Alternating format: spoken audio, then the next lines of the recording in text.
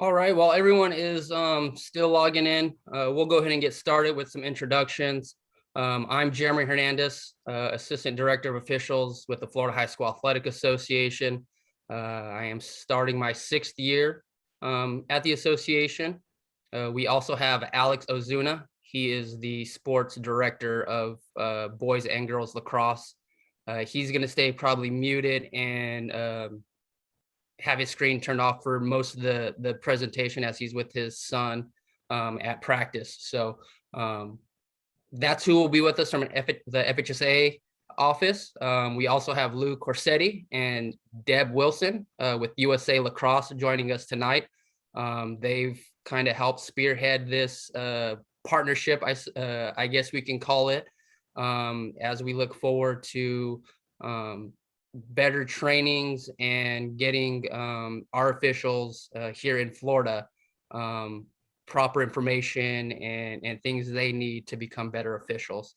So we appreciate them and all the work that they've done in helping get this going, as hopefully it will be a launching into something bigger throughout the nation for states and USA Lacrosse. So without further ado, I will turn it over to them. Just a few housekeeping notes. The Q&A box is open. If you have questions throughout the presentation about any of the topics, please feel free to ask those questions, and we'll try to answer them before we move on to the next slide. That way it's fresh in everybody's mind and we're on that current topic. If it's a USA Lacrosse specific question, Lou and Deb will try to answer those as they come in the chat box. And if it's something that's for the good of the whole group, we'll wait till the very end. And the same with any FHSA specific question. Myself or Alex will answer those unless it's good information for everybody. We'll answer them at the very end. So Deb, Lou, thank you for being here with us tonight. I will turn it over to you so you can introduce yourselves a little bit more and our presenters. Thank you.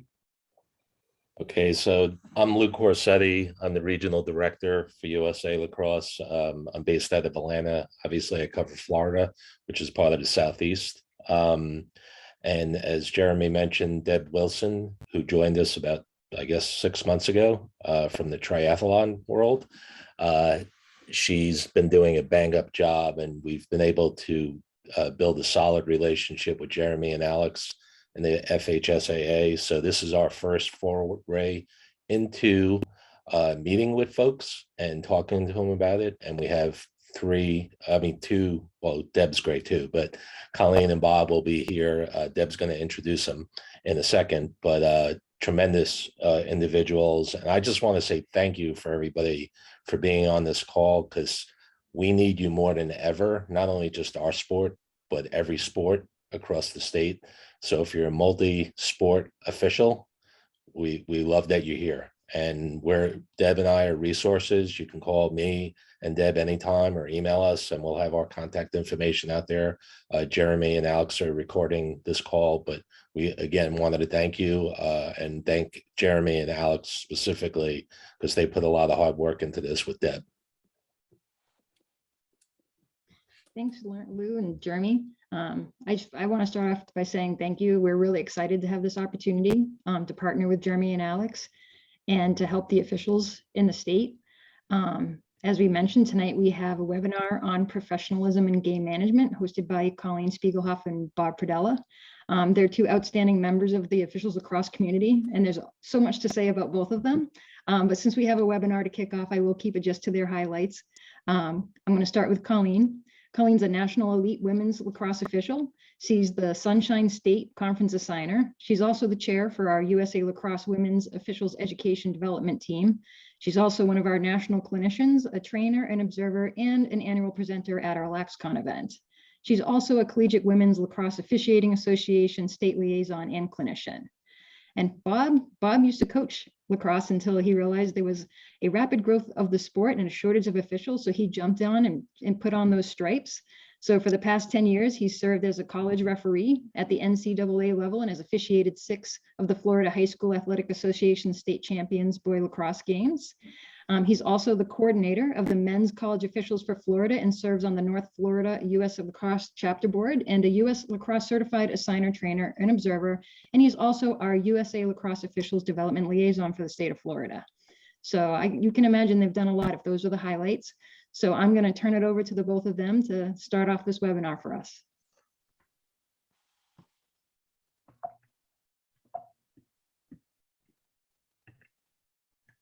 Go ahead, Bob. Okay, thanks. Thank you for everyone for attending, and Colleen will be operating the slides. And the first slide here that we're going to talk about is just a brief overview and what we're going to cover tonight, and that's what is game management, dress for success, managing the clock, setting the tone, communications 101, responding to coaches and players, dealing with difficult coaches, partners, and difficult games. Colleen and I will be alternating slides. If there's something that's more germane to boys or girls lacrosse, for that slide, we'll fill in what we need to know based on the type of game, card versus flag, and things like that. So those are the topics that we're going to cover tonight. And the first, or actually the next slide, is what is game management? And Colleen is going to take that slide. Colleen? Great, thank you. It's a multi-layered process. We're not just talking about, your ability to handle the clock or to make the calls, but it's also the ability to know how to interact with all the participants, the coaches, the players, and even your partners in a way that lets everyone know you're a professional and you're dedicated to making sure that the game is fair and in a safe environment for everybody involved. Now, some people are born with good managerial skills and some people are not. Others need to develop them. But if being a good game manager is something that through experience, everybody can learn. And it's something that you can continue to learn whether you are a newer official or you've been officiating as long as I have.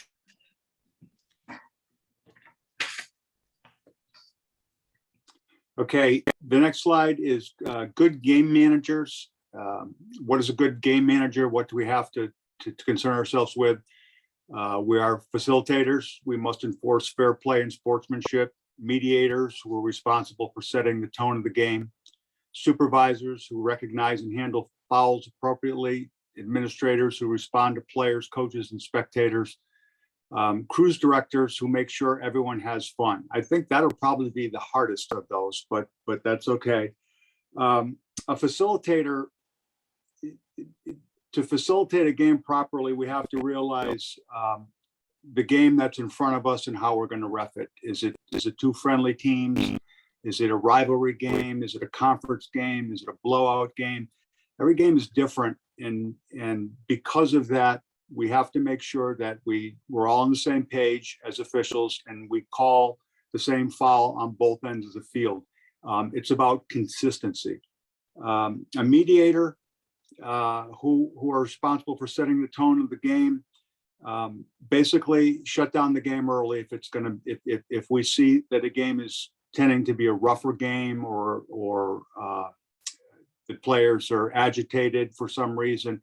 We have to address that early on in the game. We have to set the tone for the game. If we let it get out of hand, it will get out of hand. And people feed off each other, so we have to keep the tone of the game and make sure it's workable by our officials. Supervisors, we recognize and handle fouls properly, appropriately. We need to consult with each other on personal fouls, especially if someone needs a multi-minute foul or things like that. It's something that we really shouldn't take on as our own. There's 3 officials, hopefully on a game. Sometimes we have 2, but we need to get together. We need to see who saw what from their angle. Did a player take an extra step and extend his stick and start high and go high? These are all the different things that help to get the different angles, the different perspectives to know whether it's a multi-minute foul, a 1 minute, 2, 3 minute, whatever it may be. Administrators, respond to questions from coaches, not statements. There's no really good reason to speak to spectators at a high school game because of the fence and the limit line.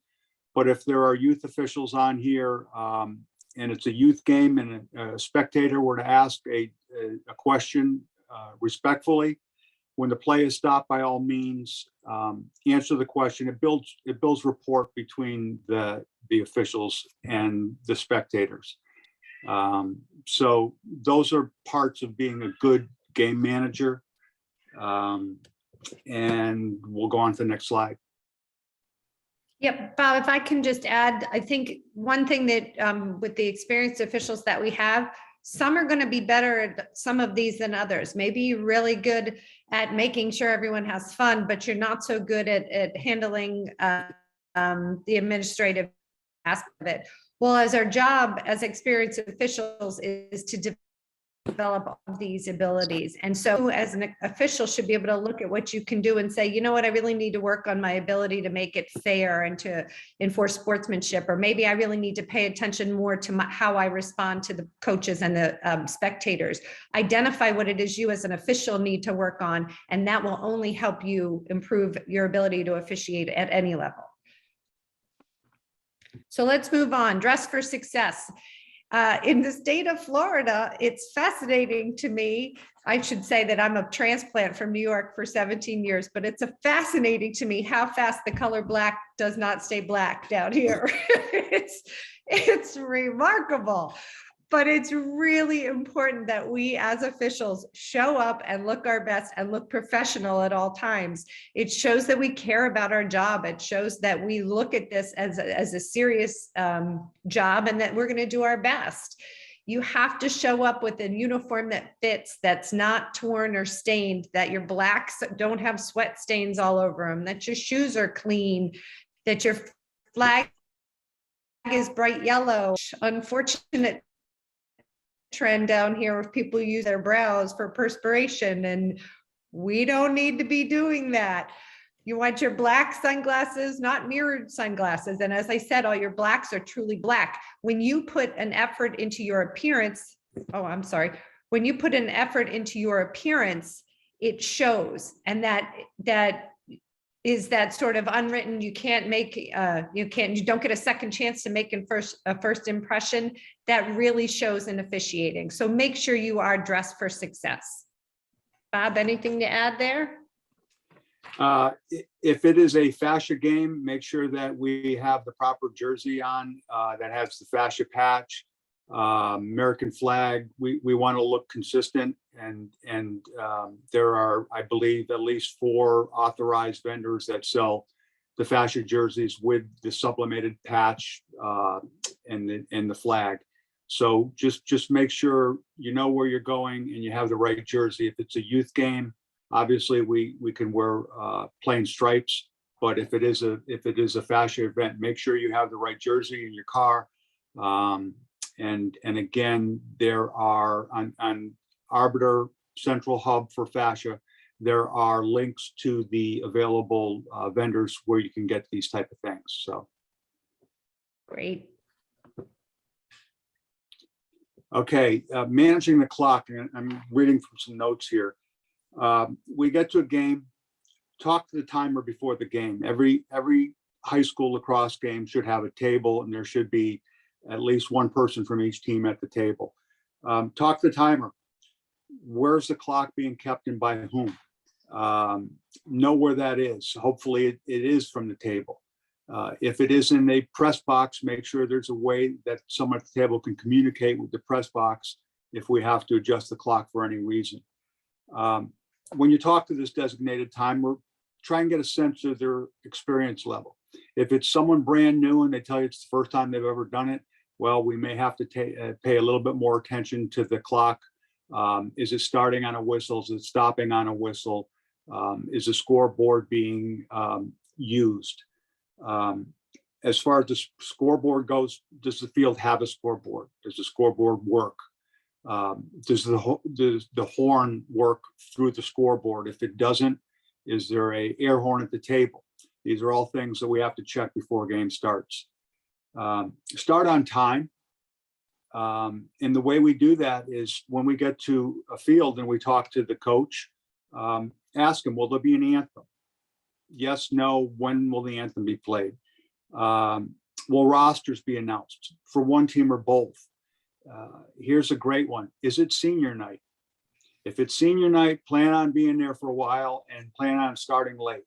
So these are things that we can work backwards once we know the venue's timetable and try to start a game on time.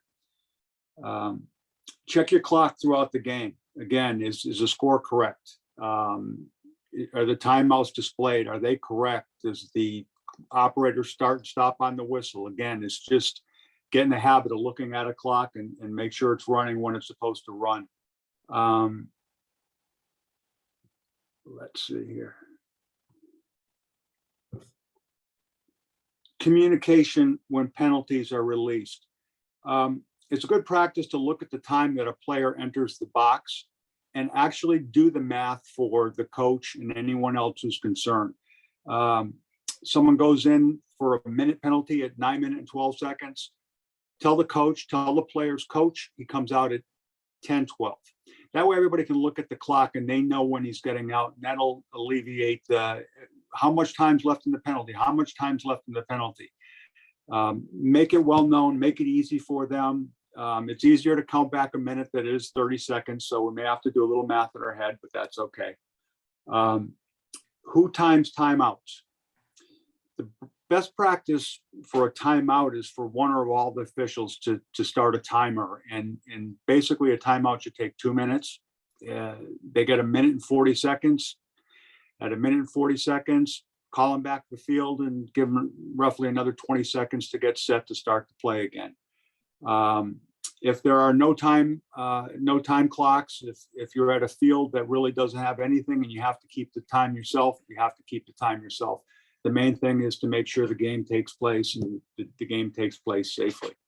So that's it for the clock.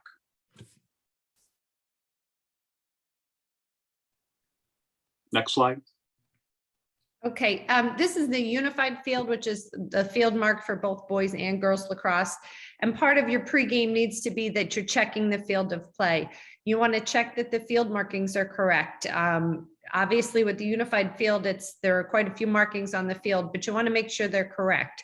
You want to check the field, make sure it's free of any debris, sticks, sprinkler heads, anything else, broken glass. And you should have the time to do that with your partner while you're walking the field before as part of your pregame, before the game even begins. You want to make sure there's a table at the midfield, that it's the proper distance from the sideline, that there's people there that are going to be manning the table, the clock, the scorer, the timer. Excuse me. Also, that there's a table person there for an air horn for timeouts. Bob, I never asked you this. Can coaches call timeout through the table in boys lacrosse?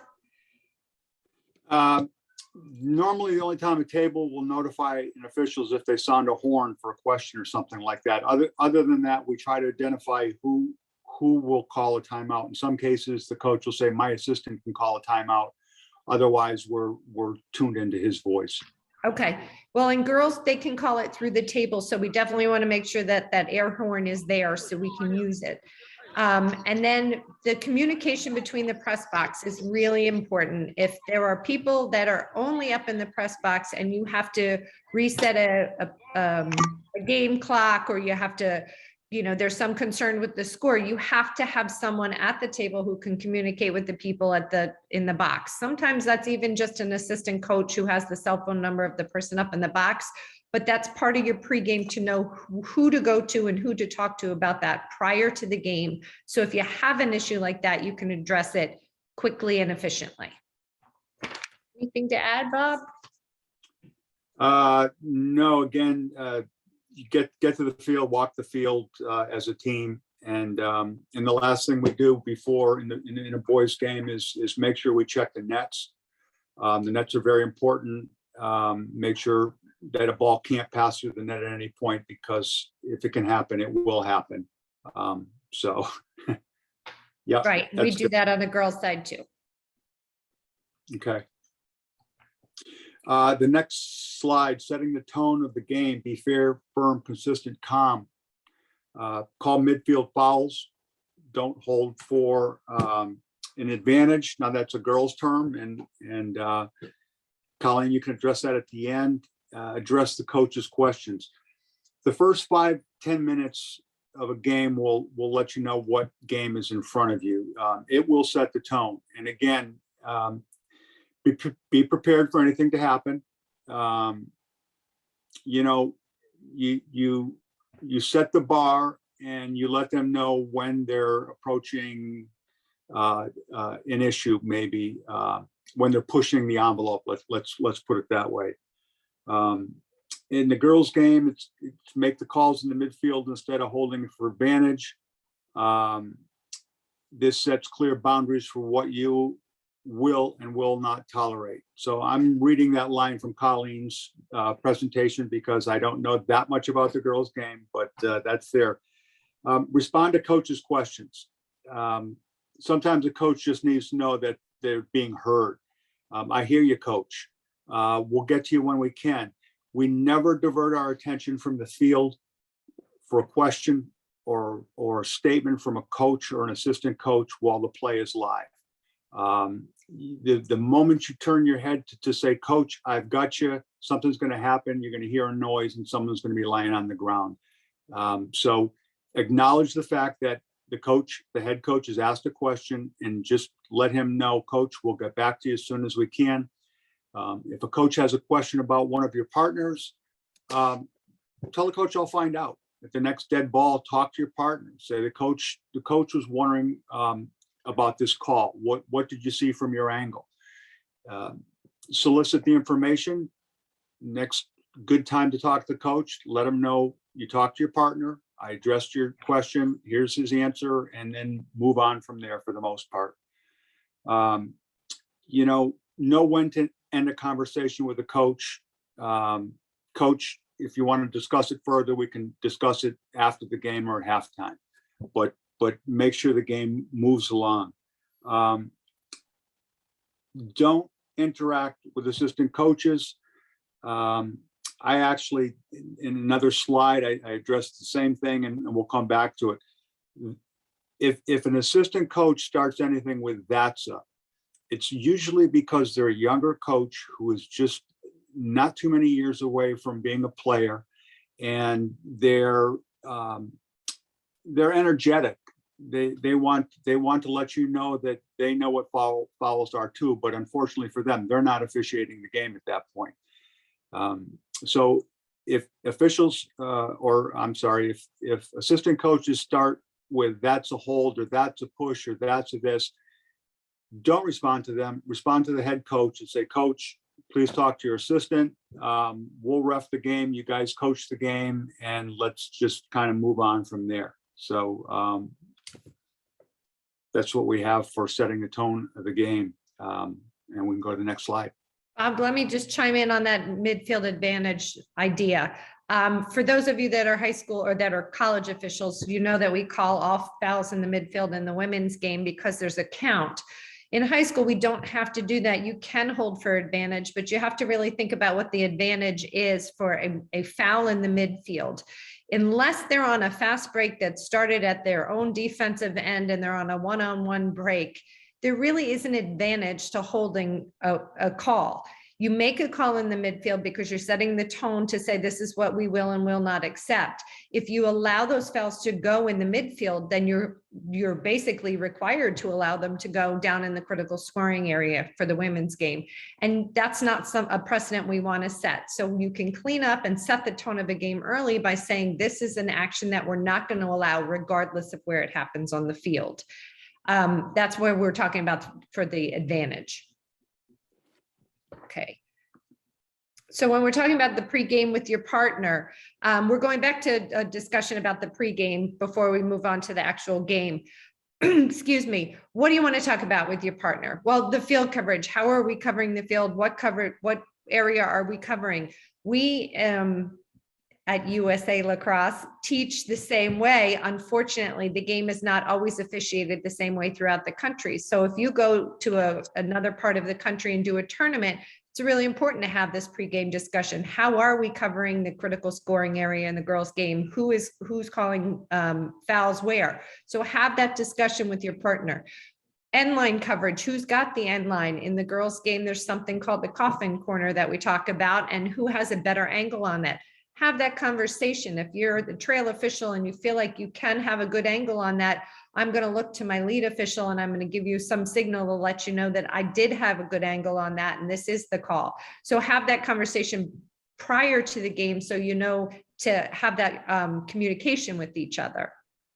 And your responsibilities on the draw are the face-off.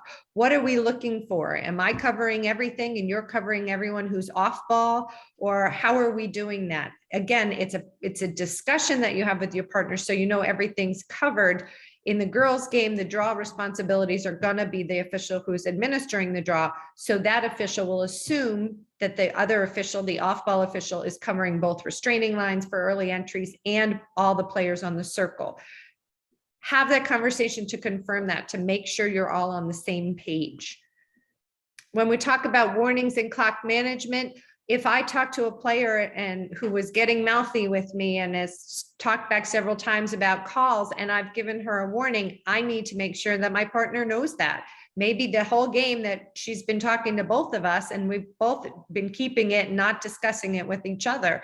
That's something we have to discuss. If I've given a coach a warning that I've told them that's enough, my partner needs to know that in case that coach continues further on, the warning's already been given. Same thing with clock management. Let's make sure that if I'm noticing that the clock is running when it shouldn't be running, or that the clock continues to run after goals are scored, let's talk about that so we're on the same page so we know to watch for the same things. And then finally, the new rules. You always want to, especially early in the season, you want to talk about the new rules. You want to talk about your interpretation of the new rules. How are we going to call this new thing? In girls lacrosse this year, there aren't too many new rules, but there are a lot of new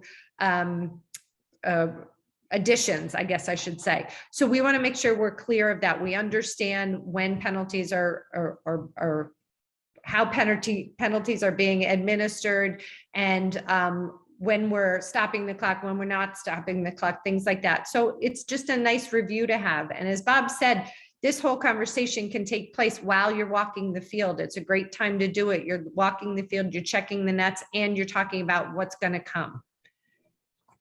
Bob? Okay, pregame with partner, to basic continuation. We all work with newer officials. Maybe you're a USA Lacrosse youth official and you aspire to do fascia games. It's your first year. We need communication is key. So if someone says, listen, I know what to do when I'm in the position, but I don't know where to go after a goal is scored, meaning a 3-man rotation, communicate that to your referee. And then after a goal is scored, we'll look at you and we'll say, you've got the face off, you've got left, you've got single side, whatever it may be. But don't, if you have apprehension on anything, talk to your referee, talk to your experienced officials, tell them, I'm not very good with offsides. We'll give you a hint. We'll help you. We'll look for offsides with you. Share what you're working on in your game, and that's the same thing. Identify your weaknesses and your strengths, and talk about it with your crew before the game. If you forget where to go, we have hand signals. We could go palms up. We don't know. Whatever works best for you, work it out before the game. So when you have a question, if it's a personal foul and you're borderline whether what the call should be, but there definitely should be a call, throw the flag and then head over to your referee and say, hey, listen, this is what I saw, this is what I interpreted from the rules, this is what I'm thinking of calling, and solicit the information from the referee or even the other official. It's fantastic when officials get together to talk, because it shows everybody in the stands and the coaches and the players that you're discussing it. It's not just one official making a decision. It's three officials, there's three angles. We see different things from different angles. So if you're a newer official and you know that a foul has taken place and you're the on official, it was right in front of you, throw the flag, get with your partners, discuss what to call, agree on what to call, and move on. It will flow. And again, if you know you have your partners back, or if you know your partners have your back, ask the question. Nothing wrong with throwing a flag and walking up and discussing what you saw. We may say, you may say it's unsportsmanlike conduct. We may say, no, it's something else. But again, we're all there to help each other. Everybody has different experience levels. So just identify what you need to know going forward, and talk to your fellow officials about what they can help you with. So that's all pregame. The only thing I'd add on that, Bob, was that when you do have those conversations, when you come together, make sure somebody reports back to the coaches, to the table, what the discussion was and what the outcome of the discussion was. Don't make a decision based on two opposing signals and then move away and restart the game. You don't tell the coaches anything. You have to go over to the table or to the coaches and explain what the call was and explain what you're going with. It answers a whole lot of questions, and it many times will de-escalate a situation because you're giving information that they don't have to ask for. Absolutely. And when we as officials speak to a coach about any situation that may have taken place during the game on the field, make sure that we call both coaches together. If you just address one coach and the other coach sees you talking to him and he doesn't know what you're talking about, he's going to get upset. So if, as Colleen said, we come to the sidelines, coach, here was the topic of discussion. Here's what we came up with based on the three officials' input. But make sure you let both coaches know at the same time, and then resume the game as quickly as you can. Yep. Great. So that nice transition, Bob, right into our communication discussion. When we're talking about in any aspect of your life, when you're talking about communicating, there's two ways of communicating, and there are verbal ways and nonverbal ways. When we're talking about officiating, it's very important that you do both and you do them both well. Verbally, when you're speaking to a coach, when you're speaking to a player, you're speaking in the language of the rules. You're explaining that, in our case, a check across the body, her feet were behind the player and she reached across, that is a check across the body. You're explaining that a push is that she was charged, barged, or backed into another player. You're using the language from the rule book to explain the call, which many times answers a question before the coach can pose it. When you're explaining these things, the way you explain it is as important as what you say. You want to be assertive, you want to be confident in what you're saying, but you don't need to be aggressive. Unfortunately, at many times, high school officials feel that they're being attacked. And so they come back in the same sort of aggressive manner which the coach came to them. If you're communicating with a coach and you remain calm yet assertive, you can many times de-escalate a situation. If you then get as aggressive as the coach, you can make things worse. The second part of the communication, though, is the nonverbal. And everyone has seen clips or something where a partner makes a call and the off-ball partner goes, "Oh my God," or "What are they doing?" That's as much communication as any coach could need to fuel their fire and to say, wait a minute, that was the wrong call. You have to be very cognizant of your body language at all times and how you are portraying how you're feeling on the field. Yes, your signals matter. Your whistle speaks volumes, a short little whistle for a boundary ball and a long whistle for a hard foul, or a long whistle or harder whistle for a card or a flag. those all speak volumes, but your body language does too. And so you really need to pay attention to how you hold yourself on the field, how you react to your partner's calls, and even if you don't agree with them, how you respond to a coach's comments or questions to you. Anything there, Bob? No, that's about it. It's a good explanation, Colleen. Okay. Communicating with players. It doesn't happen a lot during a game, but human nature. If someone answers or someone asks a pertinent, respectful question, and it has to do with the game, we owe them an explanation. And oftentimes the player, they want to know what they did wrong so they don't do it again. It could be something that happened on a face-off. It could be taking their hand off their stick and interacting with another player. But most of the time they want to know what they did wrong so they don't do it again. Obviously, wait for the play to stop before we speak to anyone. Again, if anyone asks a question during live ball, we do not divert our attention away from the live ball. We wait for the play to stop. And if the moment is right, then we can address a player's questions. We know when it's a respectful question, and we know when someone may be sarcastic. So listen, feel it out, and respond appropriately. Diffuse volatile situations. That has a lot to do with setting the tone of the game early. And sometimes we can set the tone and it goes south. The game is about fair play, and the game is about making sure it's safe. If the game at some point, because tensions are rising, is not going to be safe, we have a responsibility to address that. In the boys' game, I've done enough games where some games have gotten, to the point where it's almost like a powder keg, and we know that the next thing could set something off very bad.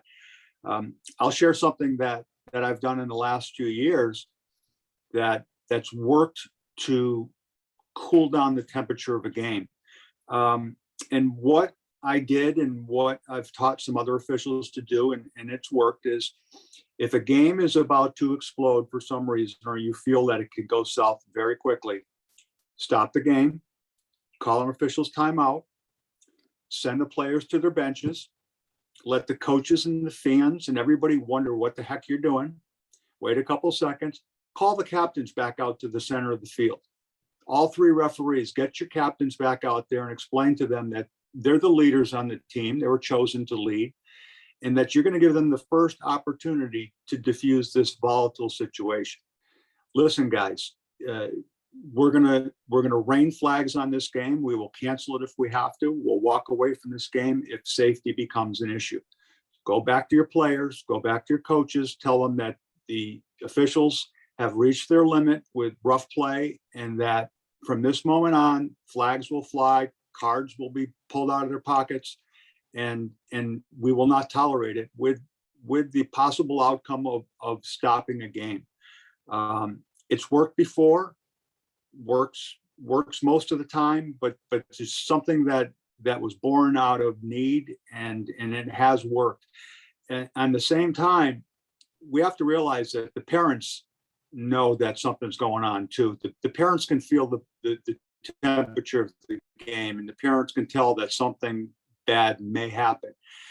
When the game stops and they see the officials talking to the captains, it calms the game down, and it shows that we have paid attention and we know that the game's getting out of hand. Again, it gives captains a chance to lead, where most of the time when we meet with the captain, it's to get his numbers and, okay, you're the three captains.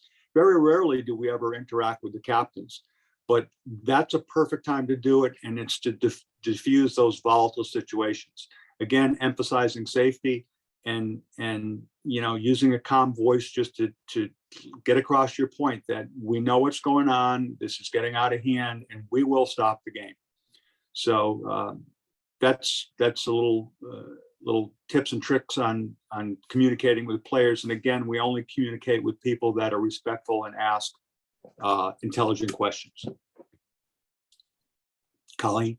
That was a great explanation, and I don't even feel like we need this slide now. You covered it all. That's exactly it.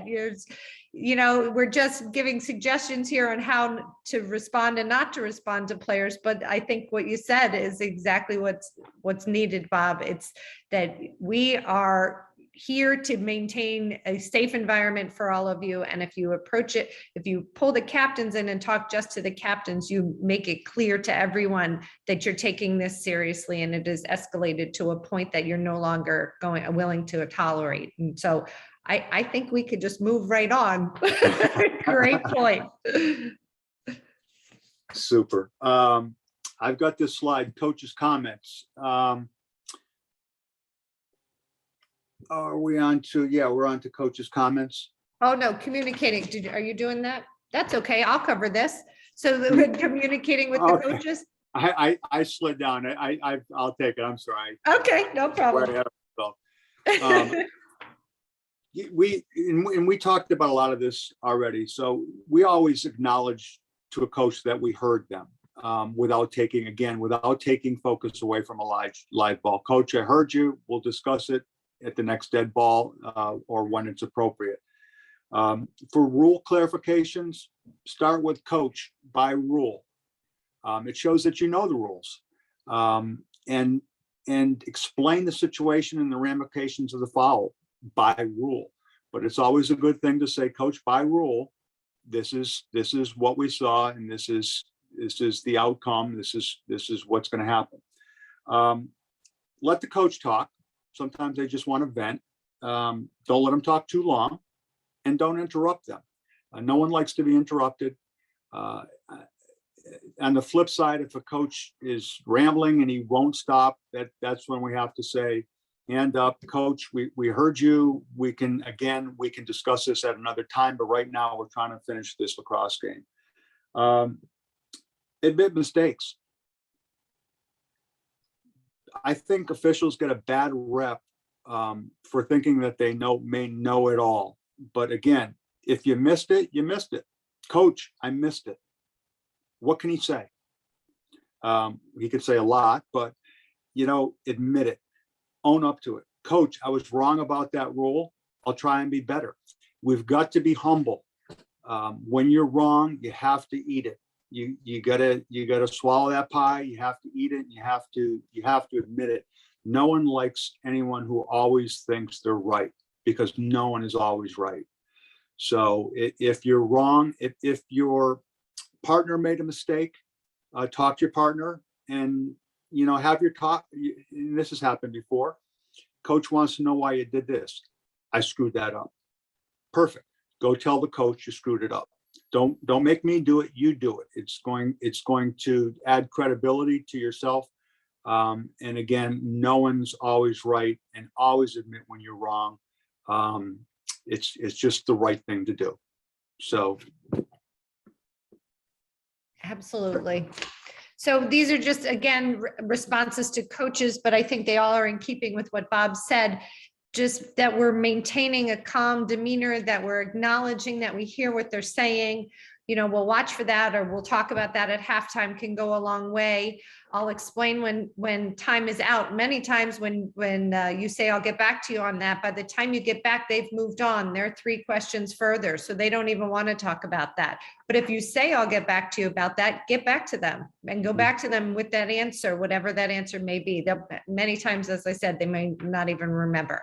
But in any of these situations, if you remember that it's your demeanor and the way that you respond to whatever is said to you, and the way that you maintain your composure, that will help continue the tone of the game that you have set, or to de-escalate the tone when the game is getting a little bit out of hand.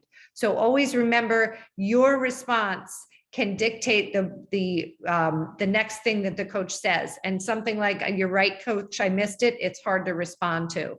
Or if I'm giving you the definition of a rule, it's, what that wasn't a slash. Well, yes, coach, it was a slash. It was a dangerous swing, uncontrolled stick across towards the player's head. It's hard to reply to that. So think about it in terms of remaining calm, remaining confident, and remaining assertive, not aggressive. Great. Coach's comments, verbal dissent. That call was terrible. That may be all the coach wants to say, and he wants you to hear it. And we may be able to run right past it and say, okay, he thinks the call was terrible. Ignore it. If he continues, put the hand up. Coach, I've had enough. Okay, we've got to let them know. We've got to let them know our limit. We have to let them know we've had enough, because when we say we've had enough, then the next time there most likely will be a consequence. A personal attack, you're horrible. Well, we'll have to deal with the context of the disagreement. Let's put it that way. Some coaches like to disagree with everything. At the pregame meeting with the coach, let them know that you will listen to them. You will respond to their questions during the game. Explain nicely that assistant coaches, again, should be seen and not heard. A lot of coaches, again, they'll start with "that's a." I hear that a lot, and I try and shut that down as soon as possible. When I hear that from an assistant coach, I will not look at the assistant coach. I will not talk to the assistant coach. I will tell the head coach, please talk to your assistant coach. We want them to coach this game. We don't need any help officiating, in a nice way. Things get out of hand. If they do get out of hand, we cannot go from 0 to 90 in one felt swoop, meaning from a verbal warning to an ejection. In lacrosse and in officiating, everyone knows there's a ladder. The ladder basically is a verbal warning. If something continues in the boys' game, we may call a conduct foul. When the coach is complaining, has the ball, we simply take the ball away.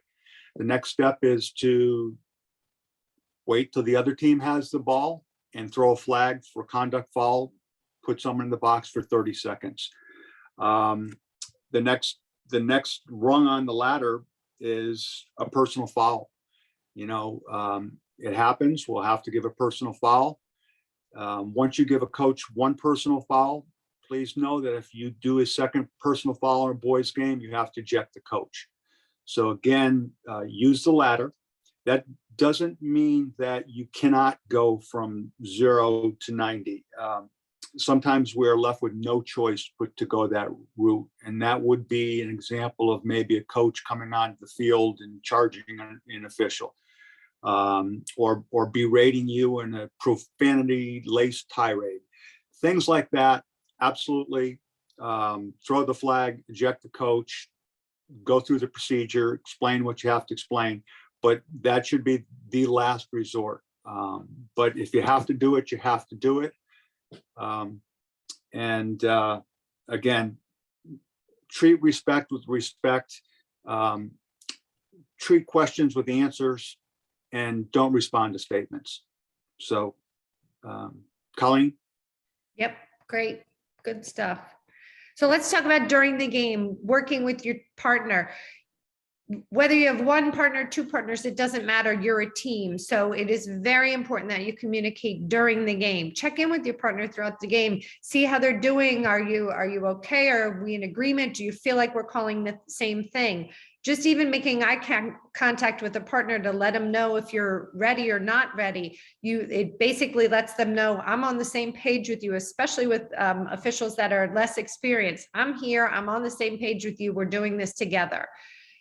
Using directional signals communicates not only to the players who are on the field, but to the coaches and to your partner, which way the ball is going. If you have a call, a boundary ball way over on the opposite side, your partner may not know which way the ball is going. So that directional signal is really, really important. It tells your partner, this is the way we're going, so they can adjust and get ready to receive the play or get ready to follow in behind it.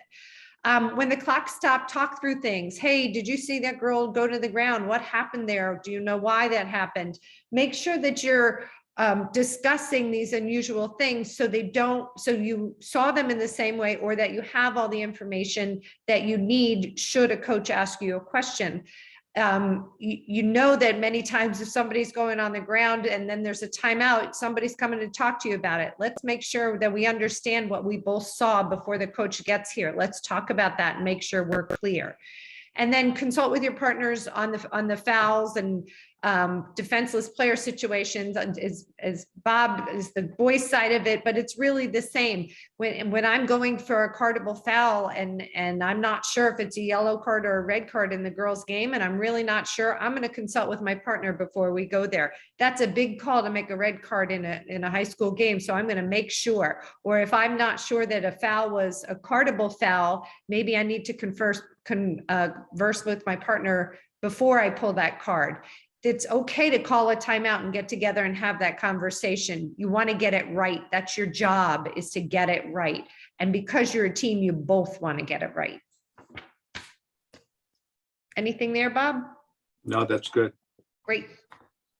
Again, during the game, support your partners. If a coach barks something inappropriate at your partner, you drop the flag. Don't make your partner drop the flag. You throw the flag. Say, coach, that's unacceptable. You can't talk to officials that way. It shows unity. It shows solidarity. It shows we have each other's back.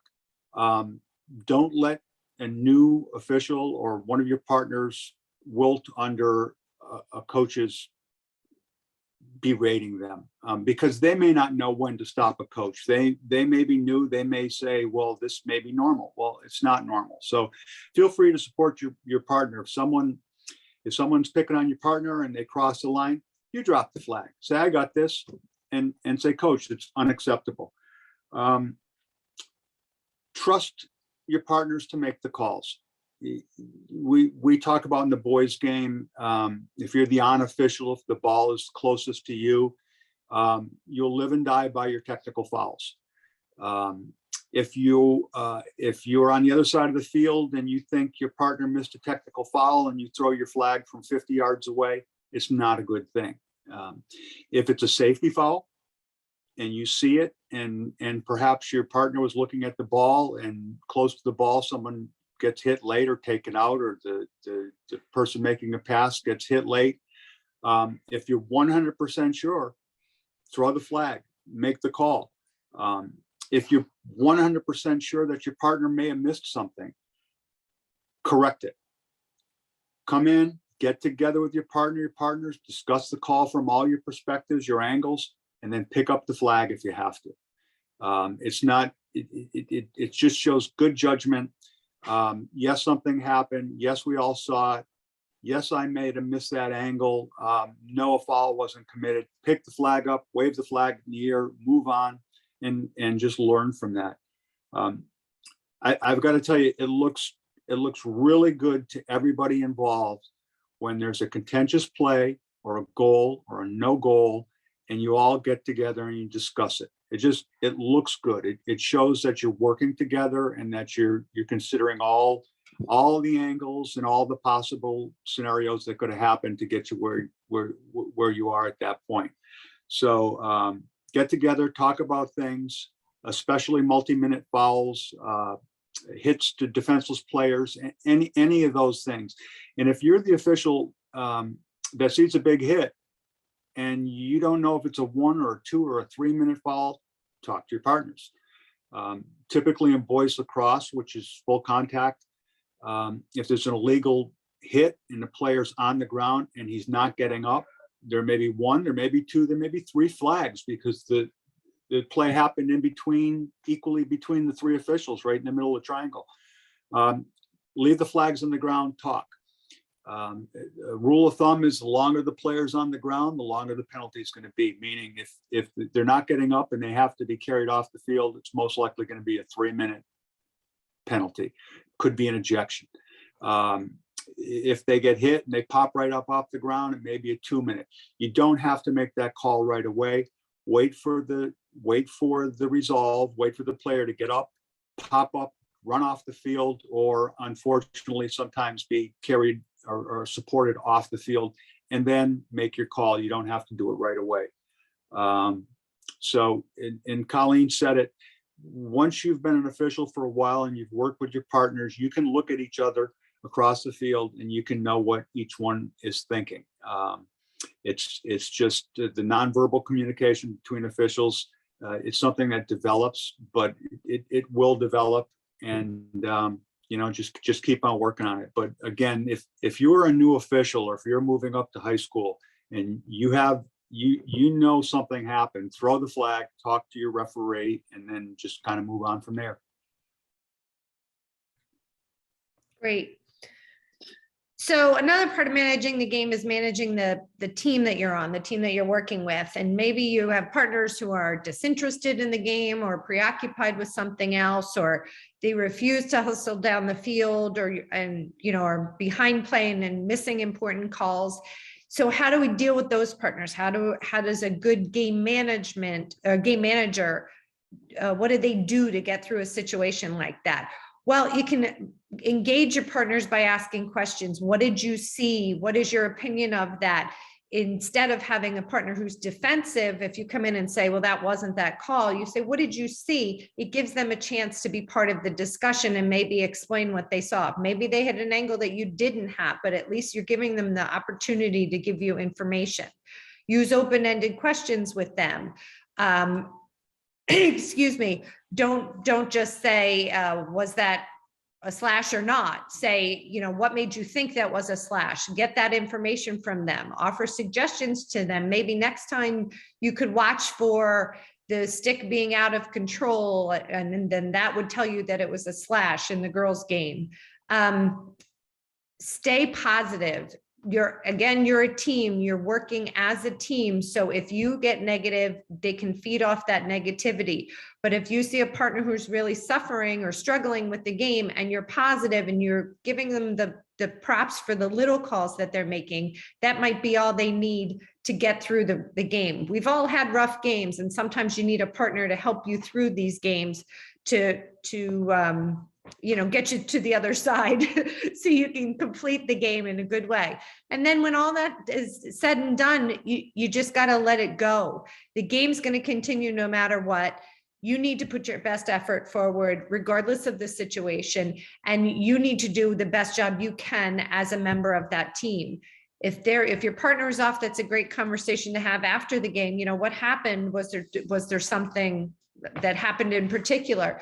But more importantly, when you're dealing with a partner on the game, dealing with difficult partners, during the game, the most important thing you can do is let them know that you're still a team. You're not going to overrule them. You're not going to criticize them in front of others. You're working as a team. And what do they need from you to work most efficiently as a team?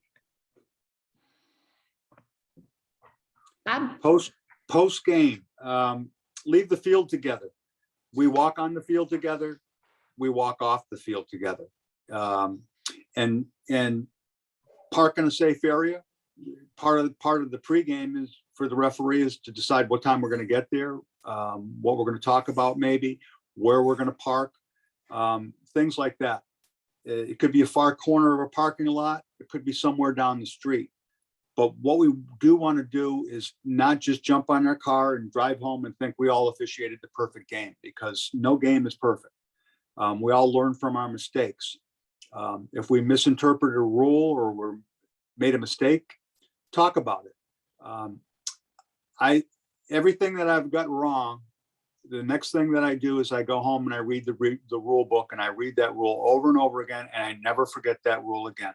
Unfortunately, I know a lot of rules because I got a lot of rules wrong, but it's just, again, it's part of the journey. No one's right all the time. So make sure you do a post game. Talk about what you did good, what you did bad, what you think you could have done better, what you may do the next time.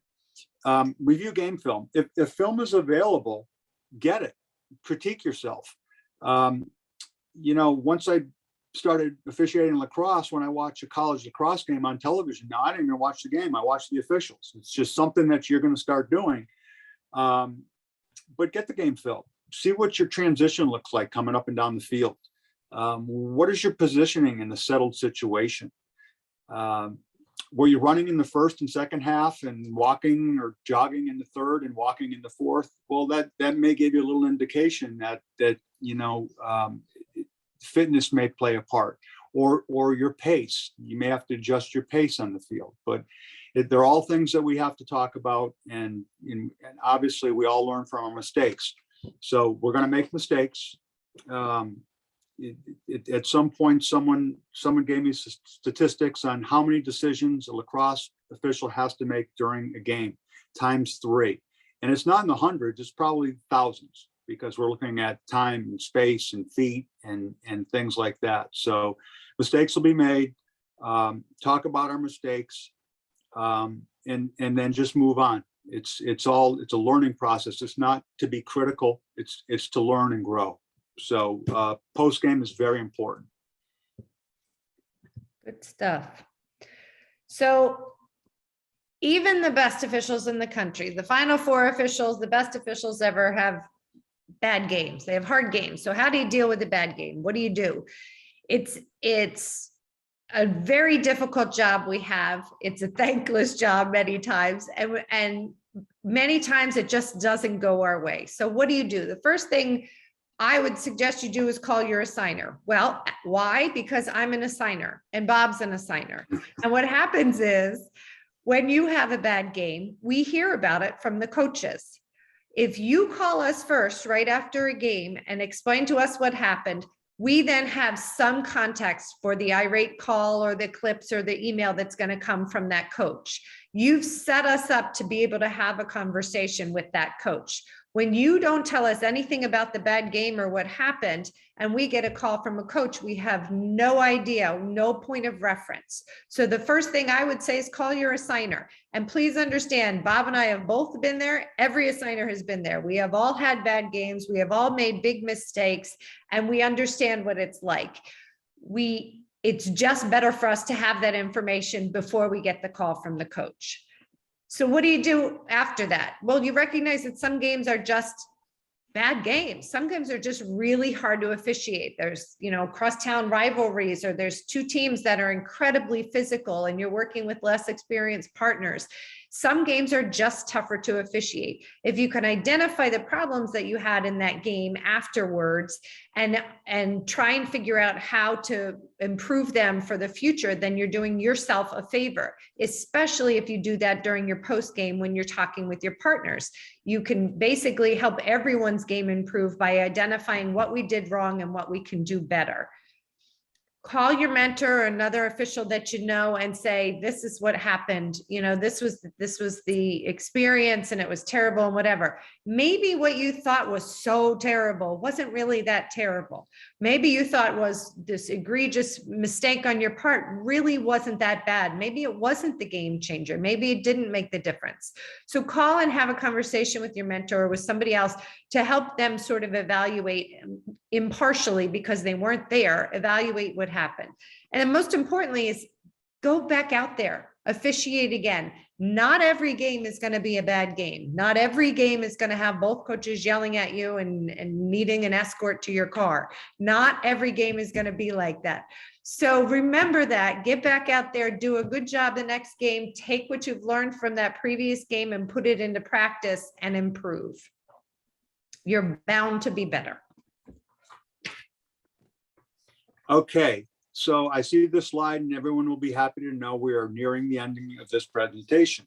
I want to talk to you briefly about the resources that are available to all of our officials. USA Lacrosse has a plethora of videos. You make the call, mechanics. It is all there, and it has gotten nothing but better in the last year. So consult USA Lacrosse for game situations, mechanics. You make the call. The information is there, and it's all self-study. So it can do nothing but help you. When it comes to Arbiter, Arbiter has a mobile app, if you didn't know that. Typically, when you receive an assignment, you may get a text message if you subscribe to text messages, but the Arbiter app is phenomenal. You'll pull up your game, you'll have links to text all three officials at the same time to communicate with the coach. A little tip and trick that I do when I'm a referee in a high school game is I screenshot the game skin, and then I text the game skin to the coach and say, please confirm. That's all I have to do. Everything's there, the date, the time, the location, the officials, everything's there. He comes back and says, good to go. It's a good app, use it. And also through Arbiter, we have, if you've never looked at it, you should, the central hub from Fascia, official central hub. I just put a couple examples up there of the things that are there. Referee articles, those are taken from Referee Magazine. And there's some great articles on there. Some are sport specific, some are in general to officials. And there's other documents and things there that may be helpful during the game. I mentioned Referee Magazine in those articles. The latest issue of Referee Magazine, which some officials get from being a member of NASO. That's just another officials association that provides us with insurance and things like that. The latest issue has a great article about the types of coaches. And where I would have said there may be 5 or 6 different types of coaches, there are a lot more types of coaches. Some use humor, some will try to divide officials. If you have the opportunity, and hopefully that article makes it up on this reference, but it was a great article. It came out this month, and I got a kind of kick out of reading about the different coaches, because when you read a description like that, you will put a face to each type of coach. Again, some use humor, some are passive aggressive, some are aggressive passive. They're all different types, just like they're all different types of officials. Stay focused. It's a great profession, and I will tell everybody that may be on this that if you want to advance in this sport, talk to your assigner, talk to your USA Lacrosse certified trainer or observer. Talk to them, tell them what you want your journey to be. If you aspire to go from youth lacrosse to high school, tell them that. We'll get you there. We are in dire need of officials. If anybody is on this webinar and you know someone that may be interested in officiating, have them contact someone from your local officials association and let them know. In Florida, you can reach the next level faster than I would imagine most areas in the country, especially in the Northeast. I've heard the story many times of, I officiated in New York. It took me 5 years of JV before I got a varsity game. It took me 3 years working varsity games to be considered to be a referee. That's not the case in Florida. We will train you. All you need to do is show the willingness to learn, and we will get you a mentor. We'll help you progress. And if you aspire to do college someday, we've had a lot of college officials come on board in the last couple of years that were high school officials that said this: I want to be a college official. What do I need to do? You may end up in my lap. You may end up in with Colleen, but we can tell you what you need to do. At that point, it's a lot of observations, and an observation is a chance to learn. It is not being critical. So if you say to an assigner, I would like an observation to know what I do right, what I do wrong, we will get you an observation, and we'll let you know what we see, what you need to work on. But again, it's to grow, it's not to criticize. So the resources are out there. Look for them, use them, and if anybody has any questions at all, Colleen will make herself available. I'm available. I do believe that USA Lacrosse is also going to name a rules interpreter for the boys game and the girls game in the state. That'll be a separate function. So, if you have rules questions, we'll be able to funnel those to the right people as well. So that's the last slide. We're all happy, aren't we? I have a note to say, we are a team, all for one and one for all, support each other. We're Team Zebra. We're the third team on the field. We take the field together. We leave the field together. We grow together. We learn together. And, everybody that attended tonight, thank you very much. Anybody that watches it in the future, I hope it's beneficial to you. And again, we're here to help. Awesome. Thank you, Bob. Thank you, Colleen. We appreciate the time. We appreciate everyone who had joined us tonight, taking another hour and 10 minutes away from your families. So we appreciate all of you who joined us tonight. This was awesome. I can't wait to see what else we get to put together with Deb and Lou and the help of Bob and Colleen as we move forward with this new partnership that we've created. So it's very enjoyable. Loved hearing both of you speak. So thank you. I do have a couple of questions that have come up. One regarding the FHSA exam versus the US Lacrosse exam. We will be using more questions from US Lacrosse. That's one of the next steps regarding our partnership and trying to get on kind of the same page, I guess you could say. However, some things here in Florida may be a little bit different due to some of the policies and things that our committees put in place. So it will still be an exam that is through FHSA Central Hub that would be required to be taken through our office.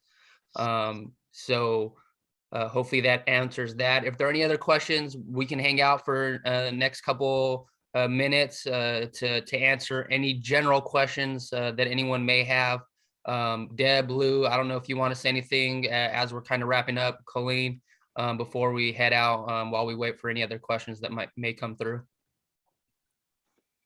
Well, thanks, Jeremy. Yeah, I just wanted to thank everybody again. It's great to see people responding. Again, Deb and I are resources. Colleen and Bob are local in Florida, but I have my phone on all the time. I always answer emails, so or phone calls. So if you need me for anything, I'm sure my contact information will get distributed through Jeremy when we finish the recording at some point in time. But one thing I want to emphasize is, depending on where you are, you represent the badge of your association and the FHSAA. So if you're a high school official or a college official or combo of both, you represent that. So that's why I think it's so important that Colleen and Bob mention to look the part, because that's half the battle. If you're coming there and sometimes you get in traffic and you get there late and you can't do a pregame, that happens at times, but as long as you take all these things seriously, it's a lot of fun. As a high school coach, I love working with officials. I have a lot of fun with them. And again, I've been doing this for a long time, but there are times where you may not agree every time, but at least if you can have a professional demeanor about you on both sides of the coin. And I always talk about the three-legged step stool. One leg is the officials, the other leg is the coach, and the other leg is the parents, and the kid sits on top. And if one of those legs are weak, the kid's not going to have a good experience. And at the end of the day, that's what we're all in this for, is for kids. So thank you all. Thanks, Lou. Deb, you have anything? I think that, Bob and Colleen deserve all the credit in this show. I want to thank them for the hard work. They've done a lot to put this together, not only this, but what we have for some upcoming materials after this. So I just want to thank them for their time and effort and, helping make this happen. Awesome. Well, without any other questions, kind of just to recap, we are recording it. I will get this up probably by the end of the day tomorrow on the FHSA Central Hub. I'll get it out to Deb and Lou for their USA Lacrosse who may have joined and not have an Arbiter account to be able to get into it on the central hub. So expect that to be posted again by the end of tomorrow. Any other or any future webinars that we have, it will be sent out the same way as a mass email through Arbiter. You'll pre-register for those, so just keep your eye out on those for the future ones that we have planned. And those who are only with USA Lacrosse right now, Deb and Lou will get the invite for that and the link and send that out on their end. So just keep your eye out as we do have some more planned for the future. Thank you, everyone, and have a good night. Thank you, Jeremy. Thanks, Alex. Thanks, Bob. And